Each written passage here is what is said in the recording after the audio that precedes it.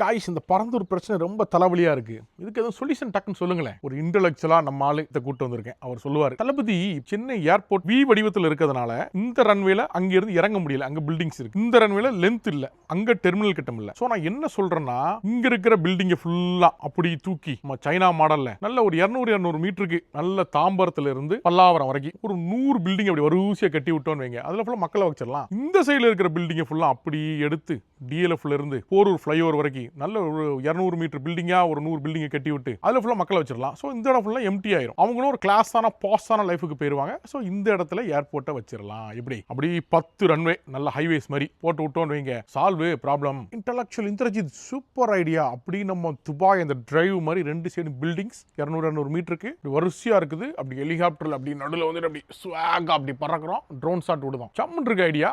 G என்ன பேசுது இது, என்ன பேசுது இது, இதெல்லாம் ஒரு ஐடியாவா? நம்ம வீட்டுக்கிட்டேயே நம்ம எதுக்கு இருக்கு பள்ளிக்கரணை சதுப்பு நிலம், வேளச்சேரியிலேருந்து பள்ளிக்கரணை சதுப்பு நிலம் அப்படி மேடவாக்கம் வரைக்கும் இந்த ஸ்கொயர் அப்படி தூக்குதோம். அந்த இடத்துல அப்படி ரன்வையை வரிசையா போட்டு ஒரு ஏர்போர்ட்டை கட்டுறோம்.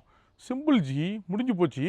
அரே சாலாடே, என்னடா சொல்றேங்க? தளபதிக்கு வீட்டு வாசல்ல வந்து நிக்கணும். ஒன்னும் இல்ல தலைவா. பரங்கி மலை, நம்ம பல்லாவரம் மலை, நம்ம திருசூல மலை போட்டு மொத்தமா உடைக்கும். பனையூருக்கு வெளியே விஜிபிக்கு பின்னாடி கடல்ல கொட்டுதோம். கடல்ல ஏர்போர்ட் பல சாத்தியமா இருக்கு. கடல்ல அப்படி ஏர்போர்ட் வச்சோன்னு வைங்க, பனையூர்ல இருந்து 2 செகண்ட்ல நீங்க போயிடலாம். போயிட்டு டப்புன்னு ஏறி டப்புன்னு போயிட்டே இருக்கலாம். எப்படி? வாவ் ஜெகதீஷ், வாடா, உன் ஐடியா தான்டா, நீ தான்டா என் தங்கம். இதை நாளைக்கு நான் சட்டமன்றத்தில் போய் சொல்லுவேன்.